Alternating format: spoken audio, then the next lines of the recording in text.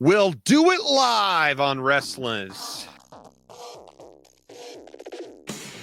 Pastor Michael, we were busying ourselves recording non-reaction content. And I think you will enjoy it if you enjoy our Apostles' Creed episodes. If you don't enjoy those episodes and skip over them and wait for reaction content, you will be skipping over things this time of the year. I think you'll enjoy them. But Pastor Michael, while we were doing that, one of these patrons we have, which you can join for $3 a month, interrupted us, tempted us, dare I say, to do something other than what we were here to do. Yes, and we're doing it live now. He sent us a video clip. This is on the Patreon group chat. Which, by the way, if you're not on the Patreon, this is what you're missing out on. Is we share this kind of stuff, and we got it on the group chat. And I saw it, and I started to watch it for a second while Matt was changing his laundry over because he's obviously recording in a basement. And I was like, we got to just do it live. No watching it ahead of time. I watched maybe the first 10 seconds, and I thought there's no way that we cannot just do this right now. So, Pastor Michael, let's, before we play this, do two pieces of thing. I want to say two things about this clip. One, we have an episode, I will maybe try and go find it, from when we were covering the rise and fall of Mars Hill, because they geniusly cover this sermon in it. And now what's amazing is they described that he had this moment happen. Was it in 5 services?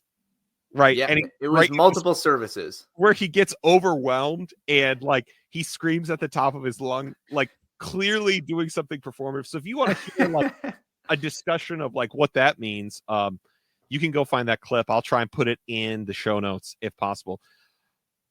The other thing is and we talked about it back then, Pastor Michael, this particular clip is probably, he calls it his most controversial. This is his most viral moment ever. Yes, his most even viral, more for than sure. the Hamas and Israel stuff from just last year. But Pastor Michael, this clip for me was one of the most personally impactful things I have I watched as a young man. Yeah. I mean, we talked about this, right? That this was something that did have a positive impact on us. So we're not coming into this like this was just the worst thing that ever happened to us. I can't believe this was done. Now I look back on it and I think, yeah, it's emotionally manipulative to do that. It was, but obviously, did God use it in my life? Yeah, I think so. Yeah. And so I said this, look at us being all balanced. I know. I sent the clip where Pastor Mark Driscoll screamed, "How dare you," to like all of my friends, saying like this, like it is time. You have to watch this. Like it is time for us to repent and be men. And so I just want Pastor Mark Driscoll and whatever legal counsel he might have to remember these very positive comments we've made right from the start. No matter what happens from this point on, it started out positive. We're and non-libelous. Non-libelous. So here we go. Pastor Mark here. Some years ago, I had a clip that kind of went viral before there was viral. They put it on the radio 2 days ago. Okay, so it is fresh. It was from a Men in Marriage series in 1st and 2nd Peter, and I think it was like 15 years ago. How dare you! Just still such a great clip, man. Dude, we are getting the dramatic bad stuff music. Like, but man, I still listen to that. Like, I could have that be like my alarm still. Like every morning. Yeah, you wake up to it.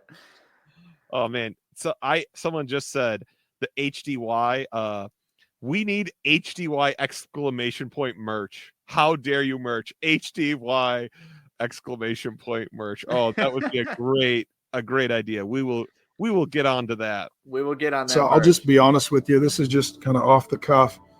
Here was the story behind. Pastor Michael, do you think, like his shouting at screaming at the top of his lungs was a out of control, just an emotional moment?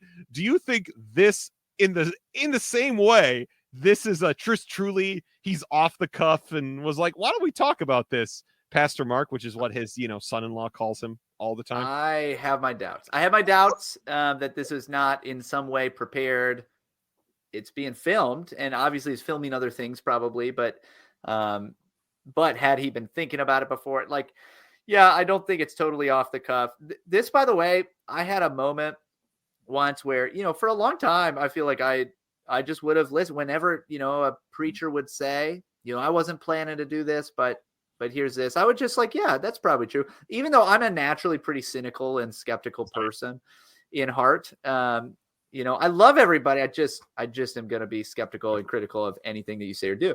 And so anyway, but then I was at an event. I happened to be on the marketing team that filmed things at Trinity Evangelical Divinity School, where I got my seminary degree, both for the college chapel and for the seminary chapel. And there's a well-known guy. I can't even remember his name right now. Charlie Dates. Some people know that name.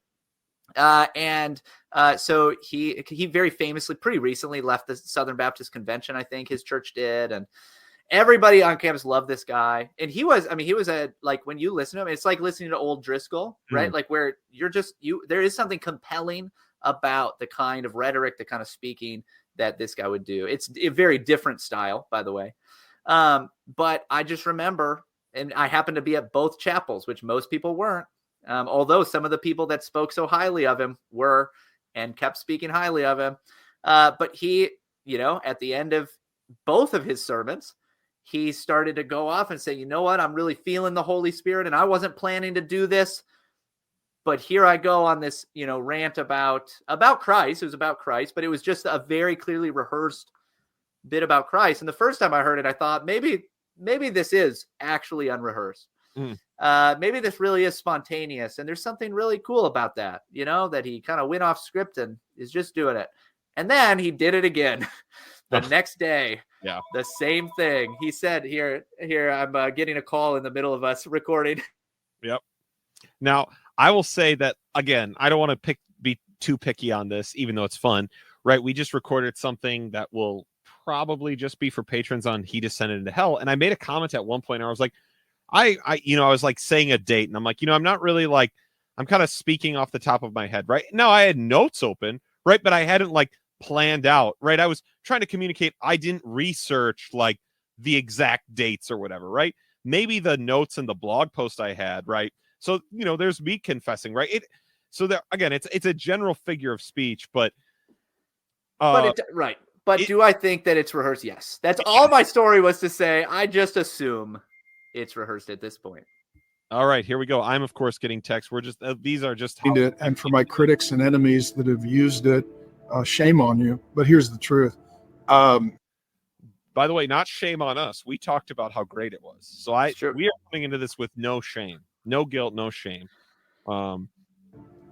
My wife, Grace, who I met at 17 on one of our first dates, there was a guy stalking her and tried to run me over with a motorcycle. We weren't dating. We were just friends. Man, this took a turn. It did. I'm not going to lie. This really took a turn. Now, what's obviously unfortunate is, it's, of course, going to be impossible for me to know how many of those stories are true along the way. I don't know how that's going to get us from 17 to him preaching in his 30s in front of thousands of people. But I guess we'll find out. And I got in the middle to protect her and was really worried about her safety. And then some years later, we were married and started ministry. Am I allowed to just say Mark Driscoll introduced this clip with, there was this one time I knocked an assailant off a moving motorcycle to protect my wife? Like the flex of all flexes. Like, I was worried about her as I knocked someone off a motorcycle. It does make you sound really cool. It does. So far I'm sympathetic, right? History and had kids, and Grace had given birth to our our fifth child, a beautiful baby boy who's now a high school senior. And we were sitting upstairs in our bedroom. She was folding laundry and we were visiting. And I asked her, I said, let me just ask you some questions. So I started asking questions about that previous relationship with that person who had stalked her, and I had to literally get in the way to physically protect her. And she started telling me some specific details of some things that had happened to her before I met her that I had never known. And at this point, we'd been married for, I don't even know. So our son would have been, maybe close to 20 years at that time. I don't even know. And as she started answering the questions, she was busy folding the laundry. And I just started, I was weeping uncontrollably because it dawned on me that my best friend, who I care the most about, she was a sexual assault victim many times and repeatedly, and it just wrecked me. I grew up in a dangerous neighborhood. Green River Killer, Ted Bundy, prostitutes. One of the gals that was murdered was my buddy's friend, and she was turning tricks. And sometimes I would be driving to work on what's called Pacific Highway, and some of the gals that were out prostituting were gals from my high school. I mean, I knew these gals, and it was a horrible situation. A couple of strip clubs within walking distance of my house, massage parlors, hourly rate. And so I just saw the evil that men did to women, and it just wrecked me. And I had two sisters as well. So then to hear that this kind of violence had happened to my wife, it just broke me and triggered me. And we got Grace some help. And I started at that time researching trauma and abuse and assault. And a lot of what we know today is really new information on these issues. And this was a while ago, so there wasn't as much written. I read as much as I could on sexual assault and trauma, and met with counselors, and was trying to figure out a way to help my best friend just kind of recover from what she had been through. And and so we were processing a lot of that as a married couple, and issues like disassociation and trauma triggers, and trying to learn all of that to help Grace. And then at the time, I was pastoring a church that was urban, very. All right. So, Pastor Michael, obviously this has gotten way heavier. Yep. Way more personal. But you see, actually, you do see where he's going with it, I think. Right.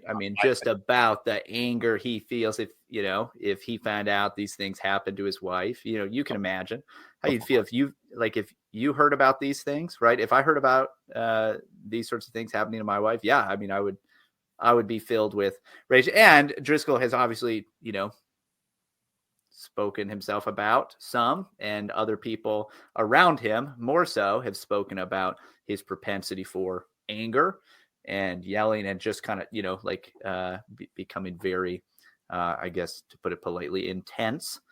Yeah. And so you you see how that could have been something that led to, now how he feels about this particular issue. Now for those of us that listen to every single minute of Mark Driscoll audio around the time this sermon was preached, I don't remember if he mentioned these things. I don't think he mentioned these stories specifically in his sermon, but most of his childhood being in this really bad place, growing up in a really bad place, knowing, growing. I mean, he talked about growing up where, growing up around strip clubs, even his wife being an assault victim. We can talk about that frequently, but none of the things he's saying right now, other than using the very, very 2024 language to describe it, triggers and all of those things, none of this is like revelatory information. Obviously, connecting it to this clip, right?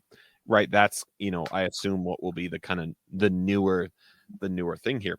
And I actually think this is a perfect example of the problem with Mark Driscoll today. Actually, my wife just asked me we were on a long road trip, and we just talk about everything, right? And so long road trips with the wife are the best, right? Yep. It's my favorite. We have a forced time of many, many hours where we get to just talk. I love it. Yep. And I am fortunately I have enough shame not to put in my Apple AirPods and listen to things. And so I, unlike Mark Driscoll, am not going to stand here and boast about I knocked the I'm talking about like, yeah, the time I talked to my wife for a long time. What a good day.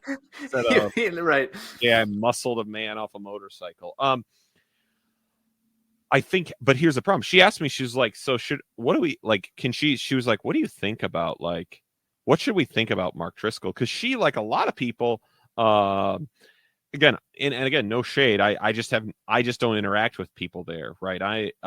She's just like, I see his clips all the time on Instagram, right? His shorts about things where he's like, he's doing reactions now, similar to this, right? Like many pastors do. He's doing all kinds of different content, right? And I assume she's asking me because much of it is about, he's probably right about a lot of the things he says. Right. And so she's asking me, like, what should we think about him? Should we think that he's like, do we just think he's a liar, that he's out to deceive everyone? Do we think he is like, he really is just wrong and like there's something he doesn't understand, but right, is in general getting all these other things right? Is he an apostate? And I think this clip, like many things, is actually a perfect example of the actual problem that where we will always have with him unless Christ removes the heart of stone, and I'm not using that in the ultimate conversion sense, as you'll find out in a minute, and grants him repentance over the things that happened when he was pastoring in the Pacific Northwest in an urban community, right? When we all know. I think maybe we don't though. Like, and somebody asked in the Patreon group chat just about, hey, has he ever like named Mars Hill? Right. And I don't remember. I mean, in the stuff that we've watched, I don't remember. He avoids it. I mean, like, I think he thinks he is now able to at least, right? He was avoiding all backstory. Yeah. I think the big change in 2024 is Mark Driscoll is going to start mining his history, his backstory again, right? He's going to, he feels free enough. Those stories it's far enough in the rear view mirror. I mean, we've seen that with all of the little clips that we've been reacting to over time, with the best sermon rants that we've been watching. We see that slowly things seep in. There's little stories about times before and things that happened. And he knows that everyone who's going to care about what Christianity today had to say with the rise and fall of Mars Hill knows all of that. Yep. Better or worse. It's done. It's out there. It's done. Yeah.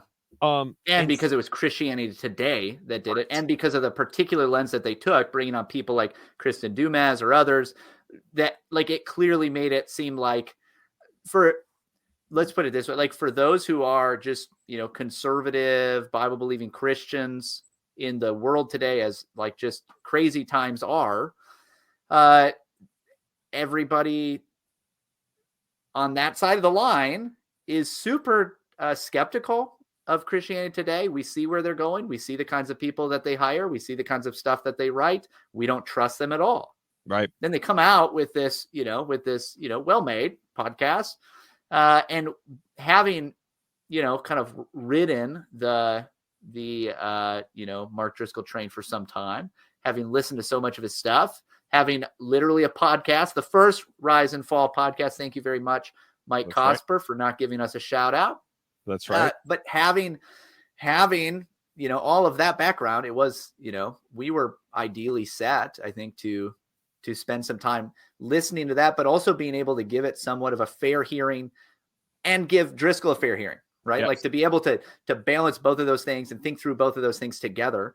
And I think that the balanced approach is actually to say, well, neither side is being fully honest with their intentions. Neither side is being fully upfront with what they actually think and believe. They're not being super clear. A lot of it is highly produced, so it's hard to know even exactly what they're doing. There's clearly agenda behind a lot of it, but it's not obvious. That's the difference here, right? So I was just talking to some guys earlier today. They were talking about how, we just had this apparently Matt, another thing that we'll have to find and watch together, although I heard it was like 4 hours. But the American Gospel guys did this sit down with Justin Peters and some other guy as cessationists, and then they had Sam Storms. I saw. Yes, you saw the clips where they're talking about, yes, of course, Mike Bickle went to heaven with Michael Brown and Sam Storms, which is ridiculous, everybody. That's ridiculous. But I'd love to watch that and then talk about it together. We should at least, I mean, we can't do a full reaction to it. A 4-hour video. The best clips, right? Yes. Like we have with many things. Right. But one of the things, I've not watched it, but I was talking to a guy this morning, one of the guys from the book club, if anybody listens to the book club, and he was saying that like they even are unwilling to condemn Kenneth Copeland. Right. On that, right? Like that to me, that's an obvious line, right? Like if you can't condemn Kenneth Copeland, a guy who mixes his own blood, whether it was fake or not, with the communion wine, right? Like, and says he's mixing his blood with Jesus' blood. Man. He's an evil, wicked, corrupt, like in better times, like he would be in a lot of trouble. Let's put it that way, right? Like this is an evil person. There's no doubt about it. It's obvious. If it's not clear to you that Kenneth Copeland is evil, then you actually have zero discernment and you need to spend some time reading scripture and being led by those that do. That's an obvious line. I actually don't think it's as clear with somebody like a Mark Driscoll because it's a mixed bag. Now there's obvious things that are corrupt and wrong that need to be repented of and make what he's doing like really, really problematic. Right. So I'm not trying to defend him and everything he's done or said. I'm simply saying that it's not like that line is not so clear for the average believer. If someone asked me, what should I do? What should I think? Right. I asked my wife if my answer could be yes to all of them. Yeah. Right. Like that's what I asked, because here is actually, I think the thing that if the reason Mark Driscoll is not trustworthy, the reason you should be highly concerned about him, right? The reason even me watching him cry is like, well, I don't know. Right? Like we started with, well, is this really an offhanded comment? Right? This is obviously a highly produced video. We're editing in clips, right? Very different than, again, I'll keep using myself as the bad example. Oh, I'm just kind of speaking off the top of my head. Well, I had notes up and I was rifling through them, right? I was saying I didn't have a plan. Obviously, I wasn't saying I remember all of these little details, right? Or whatever. And now, again, but we're at the point where we can't even, where his emotions, where he has been emotionally manipulative so many times, even this is... Even the how dare you clip. Yes. Right? Like we pointed out, the fact that you do that multiple times with that kind of emotional intensity. Now, again, given some of this background, if that all connects and it's true, that actually, I mean, it makes sense to me that you would get worked up whenever this comes up. Yep. I get that, right? Like I totally get that. I understand, but it does make it really hard to judge. But I think the danger, and this is what I would say, and so this may be the most only useful thing we do in this reaction. I would say Mark Driscoll is in danger of being this person who comes to Jesus Christ on the last day, and Jesus says, "I never knew you. But Lord, didn't I audition for a Blaze radio show as a Christian in your name? Didn't I blast bad COVID policy in your name? Didn't I, do all of these good things? Didn't I plant a church in the Pacific Northwest that's helped so many people in your name? Didn't I do that again in beautiful Scottsdale, Arizona in your name?" I believe that is the danger he's in. I think the amount of consistency on a number of things that Mark Driscoll shows, I don't think he's literally like, well, this is an easy way to make money and get famous. Like it's pure, right. Yeah. I think he clearly believes. Yes. I think but he knows how to use those things to get famous. And I think the fame and and this is likely why God has not given Michael and I fame, and is probably a good thing. Those things, the lifestyle, right? When he's making $500,000 a year, I mean, you start figuring out, well, what do I have to do to maintain this lifestyle? Yeah. And it'd be tough, right? And you become protectionistic. You you do all of you delude yourself. Yeah. And so until he has again, right, it is not even that there's never a way back for him, right? But until he has repented, right? There was as bad of ecclesiology as Mars Hill and Acts 29 had at the time. There was an attempt at correction and discipline, and when you refuse it, when you decide, this is what we mean when we say there isn't salvation outside of the church, that you don't just get to go your own way, right? How dare you, in fact? How dare you go try and do that? Yeah. And that's like, that is, and so because of that, his ministry is fundamentally untrustworthy in the most important way. Right. From the start, from the get-go. So that's now, that doesn't, like you're saying, though, that doesn't mean there aren't some good things that God will bring of it. Doesn't mean there aren't people that can be saved through it. Doesn't mean that God didn't use his ministry very significantly in our lives, in the lives of many people that we know. All of those things can be true at the same time. That's really hard for us to hold on to. But the Apostle Paul says it, right? Christ is preached, and there's people that preach him out of selfish ambition. Exactly. And that is a great danger to all of us who are in gospel ministry, to remember that is an option, right? Like that's something that we might begin to do. Right. All right. So let's keep watching. We'll see how he connects. So we will find out. Very young, and it started off as a college ministry, and so everybody was very young, and a lot of homeless kids, a lot of punk rockers, a lot of drug use and abuse. And a lot of the men had deep-seated porn habits and sexual addiction, and they were not safe men. And a lot of the women were sexual assault victims and trauma victims and abused. And a lot of it was sometimes college campus drinking and rape culture. And so baptized a lot of young Christians. I think we baptized altogether like 10,000 in downtown Chop Zone of Seattle. And I was out preaching in bars, fraternity parties, and I was literally going to houses where homeless kids were encamped and sharing the gospel with them and climbing through, kick down doors and broken windows. I just wanted to see people meet Jesus, and his grace started talking. All right, I got to stop it right here. Now, once again, we are again, right?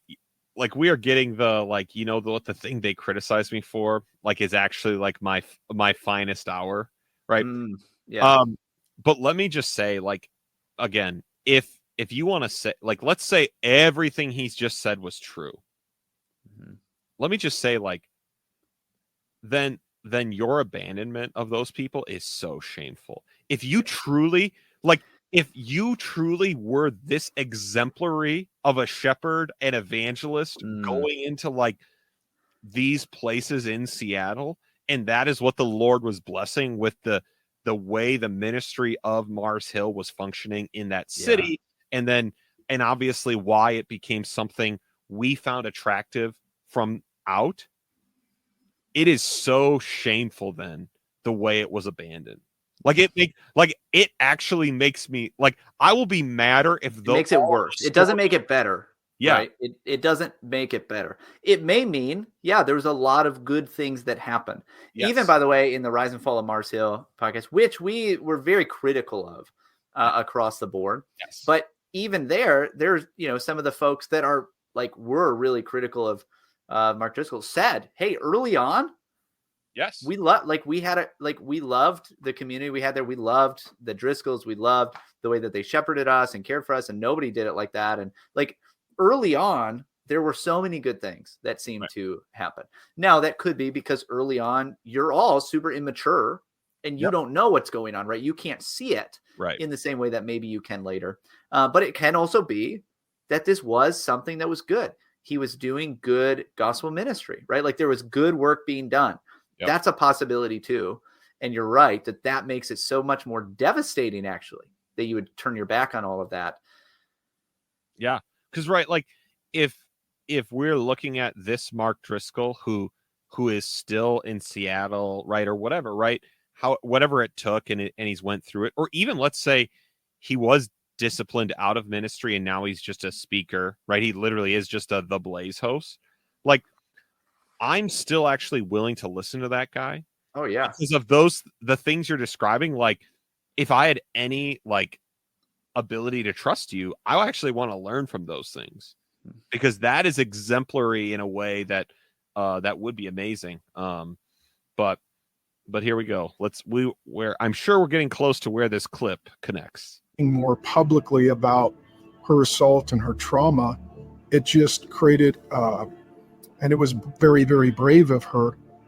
It created a wave of women who felt that it was safe to talk about it. And so they started reporting to me as their pastor and us as their church, their trauma, their abuse, all that they had been through.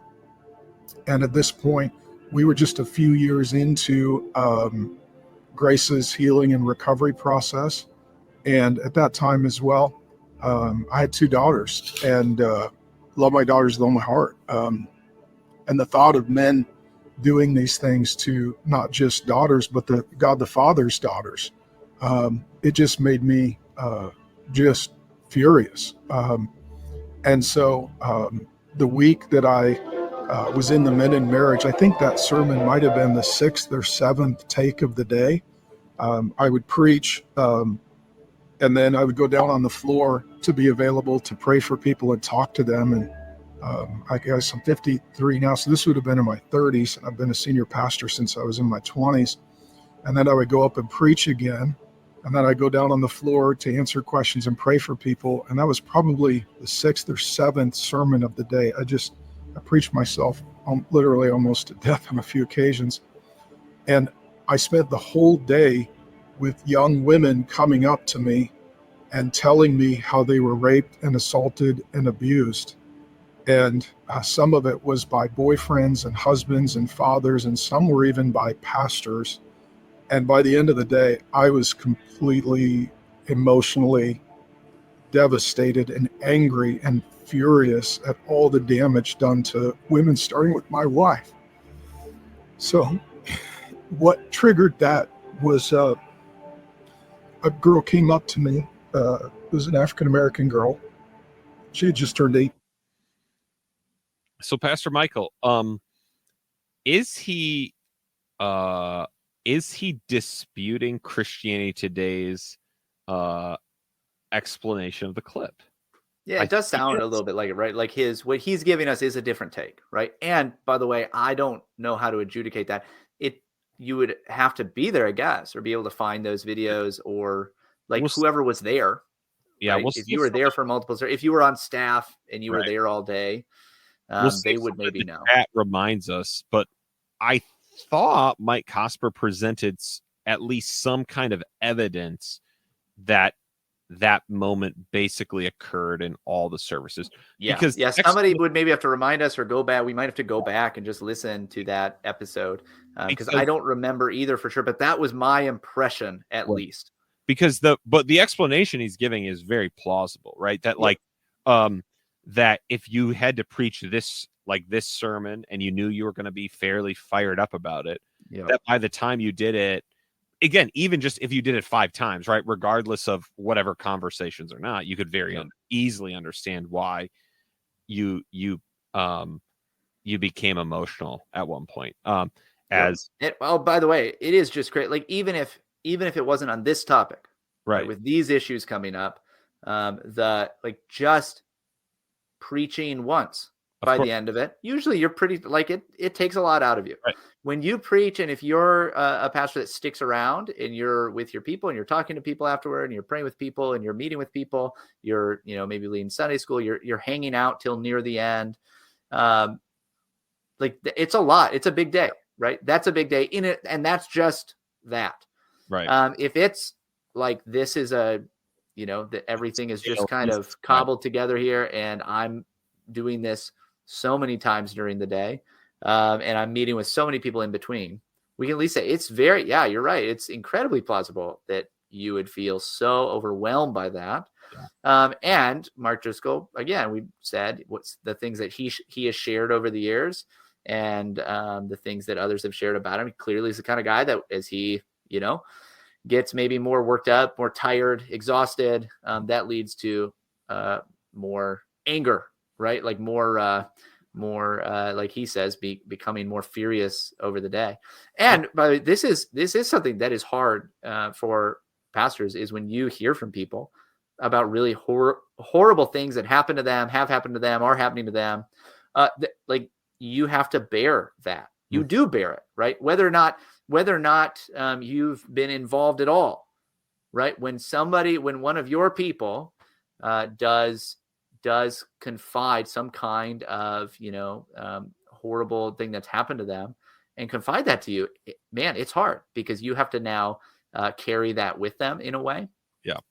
And so anyway, yeah, like you're saying, it's, right. I see how you could get to that point if that's the case. But I thought I remember that too on the Cosper podcast. And that was what was interesting about that. I think for both of us is that was revelatory because we did not know that. We didn't realize that was something that had been going on all day. Right. And maybe one way that you could synthesize those two, and I know I'm trying to bring everything together and say, hey, we all kind of have agreement, don't we? We can all be friends. And I know that we can't be, but there is one way that you could bring those things together, at least one. And you could just say, he basically, he did say similar things, become upset multiple times, like throughout the day. It was just at this one where they caught that clip that he was extra intense, right? Like it was far more, anger coming out and intense emotions coming out than in other clips. Yep. I am going to, so they have the Christianity Today has now transcripted the podcast. So I am going to go through and find it in the document and see if I can find the line where they explain. Yeah, that would be great. Of that clip so that we can fact check ourselves and Mark Driscoll here live and not necessarily fact check if the evidence is rather light. Right. But yeah, I do think again, and I'm gonna hit this again, and if anything, this is just this will be an encouragement to me as a young pastor. I can especially, you might not know it here on the podcast where I play the Joker of the Reformed Church. I'm a big softy deep down.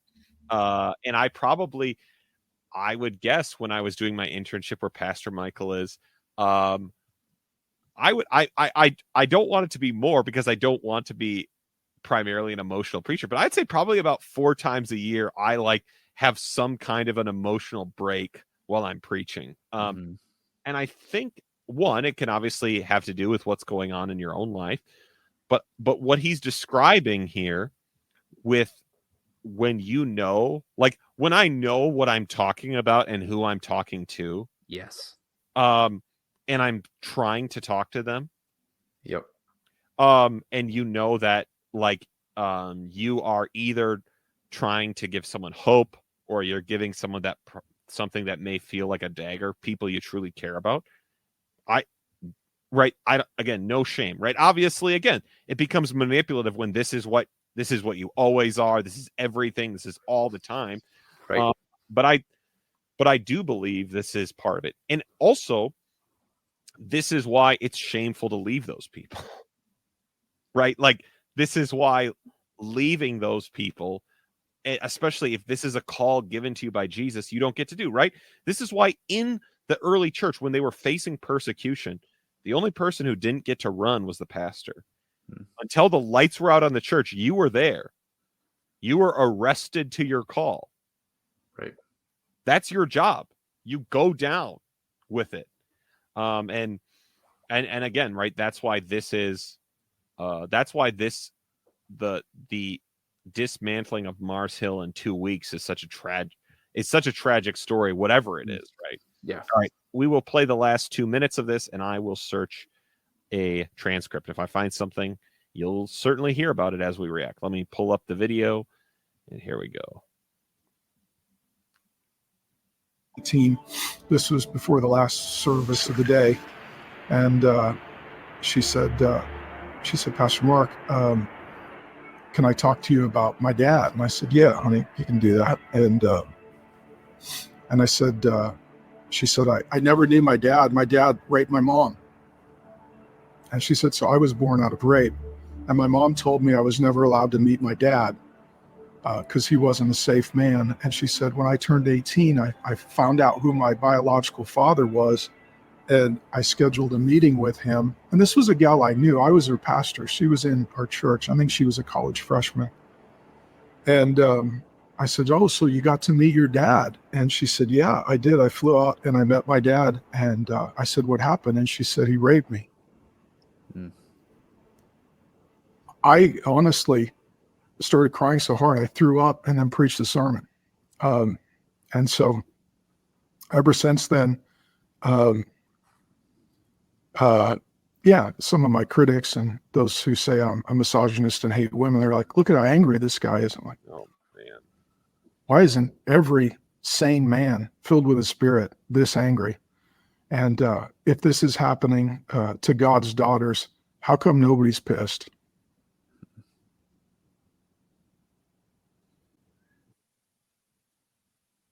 So, Pastor Michael,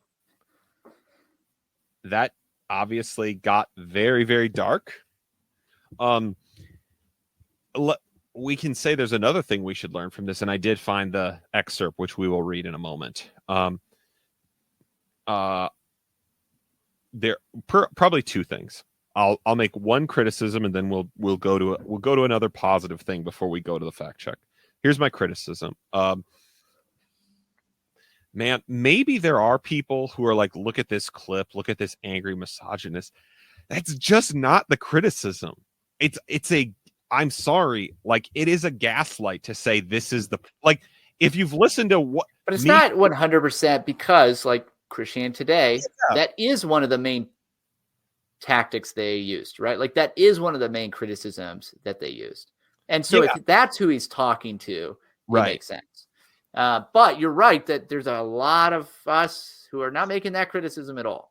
Yeah, and that's just not what's going on here, right? Like, and again, right, there are people who accuse him of, like, I even think the people who accuse him of like hating women, right, as a misogynist, I don't even think they think this clip like is really even related to that. Yeah. Now, again, maybe people think it is. Maybe people, I assume probably people back in the day accused him this is a sign of lack of self-control or whatever. But again, I don't really agree with any of that. But what I think now, so there's my criticism. I think this is basically a gaslight. Like this isn't really what's going on. If you've listened to me for the last 42 minutes, you know, obviously we're not like that. We haven't at any point said, well, the big problem with this clip was that he was mad about women being hurt. Right? Can you believe it? Here's the positive thing.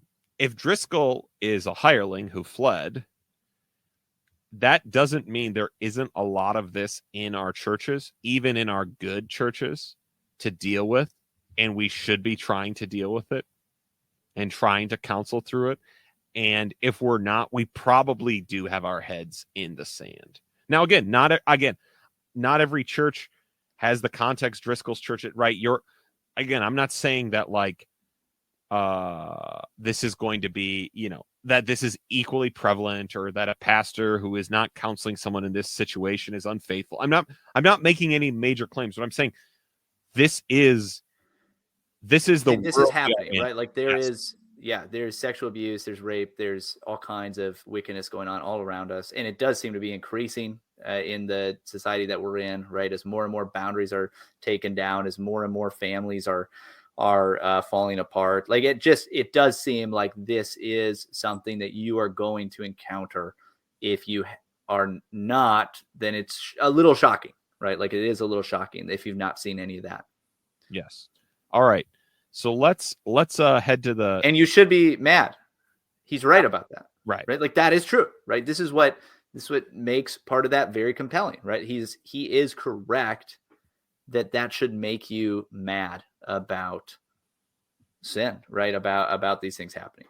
And one of the people in the chat mentioned that he talks about rape culture. Yes, again, it is interesting because Driscoll is such a is such a definitely intelligent user of culture.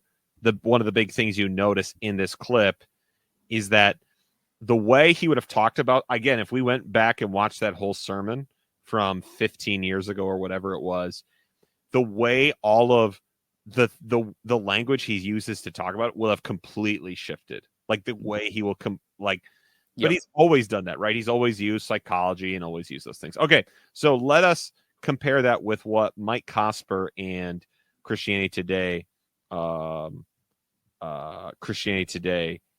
began. So from the moment I first watched this, something about this is Mike Cosper. For those who aren't watching, because we'll probably put this out on the podcast feed. This is Mike Cosper speaking. Yep, I will probably only read Mike. What I'm reading, it will all be Mike Cosper unless I'll make a specific mention otherwise. From the moment I first watched this, speaking of the "How dare you" clip, something about it felt a little off to me. In working on this project, I've probably heard it a few dozen times, and that feeling only increased. First thing I think is the degree to which he's addressing the camera in the video, not deliberately, not cheating towards it, but he scans the room. His eyes just keep landing on its lens. By the time the camera has been in the room for years, I'd also say I've watched a whole lot of Mark, and there's something in the body language that isn't quite right either, which, as we just heard, could be very explainable given the emotional state he's in. It's like he's borrowing someone else's coat. I think what got me more recently is this element is that it seems this thing that seems tagged in on the end. And then he does this, which is obviously the weird thing, which I do remember in the sermon, right? And this is a quote from Mark Driscoll, which he said made it seem really weird. We're going to do something we've never done. We're going to pass the plate. You can give your tithes and offerings. Early in the church in 1995, 96, we didn't. I didn't want anyone to think bad of me. I've not led well in this area. We have people at church come every week. They don't worship. They don't participate. We'll pass the plate. If you're disconnected, please fill out a visitor card. Mike Cosper talks about how that seems a bit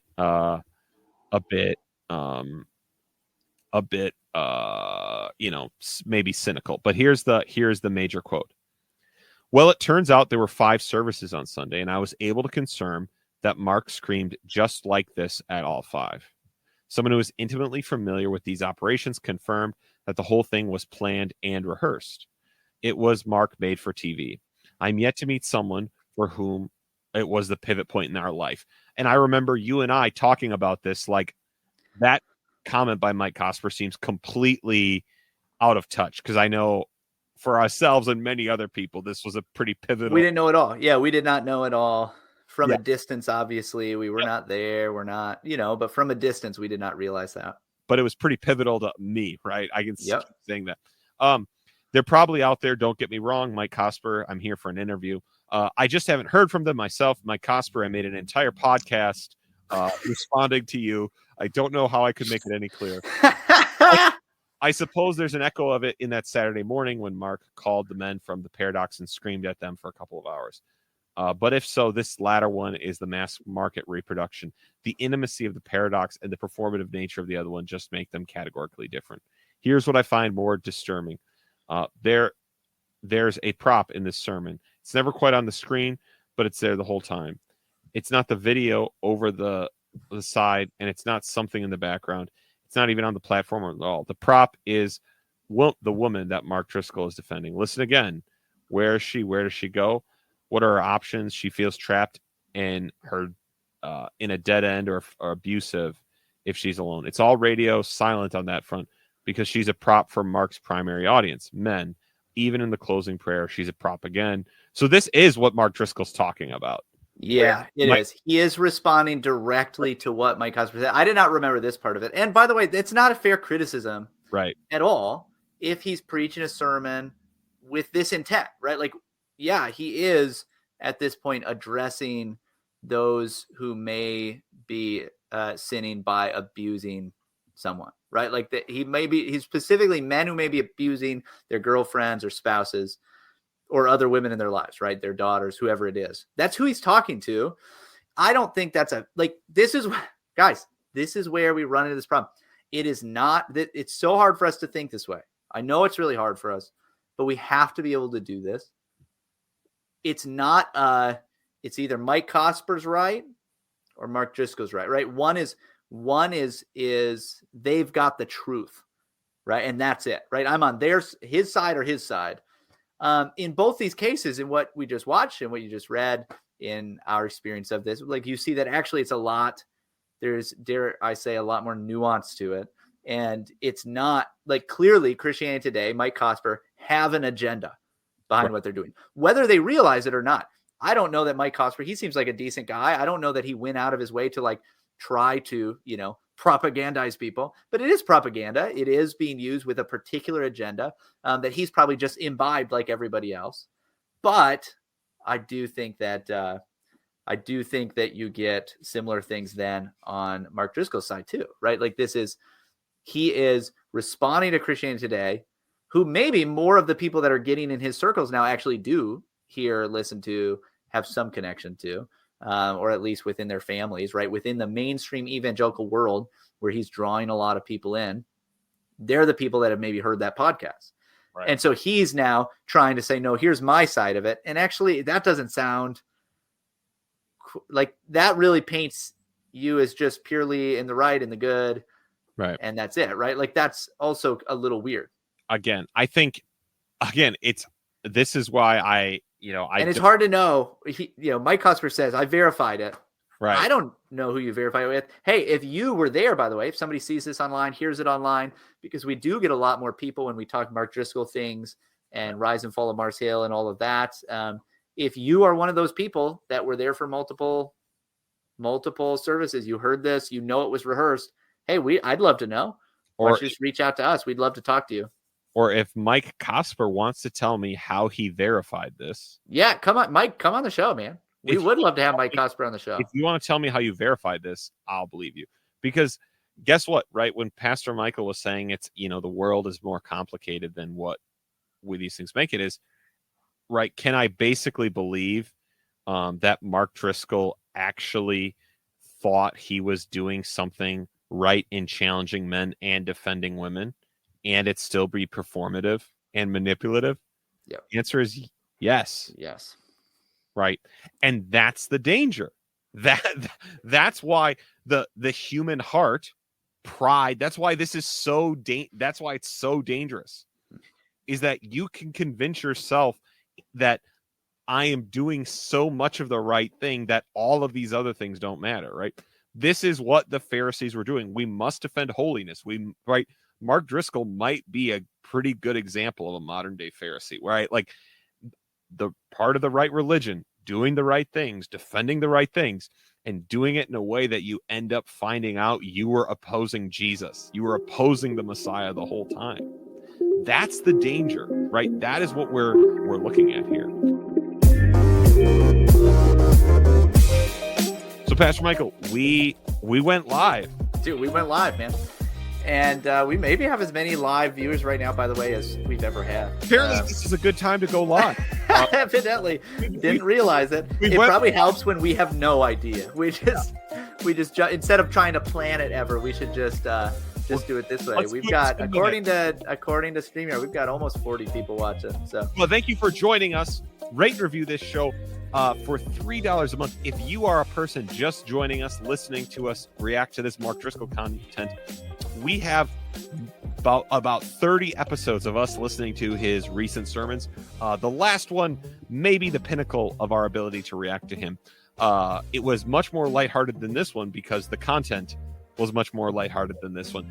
However, if I will end saying this, if you can verify, if we now have two competing claims, if you can verify that Mark Driscoll either did the exact same presentation 5 times in a row, or if you want to provide me some line of evidence to believe that, or not, right, to confirm either or deny those stories, I would love to hear from you.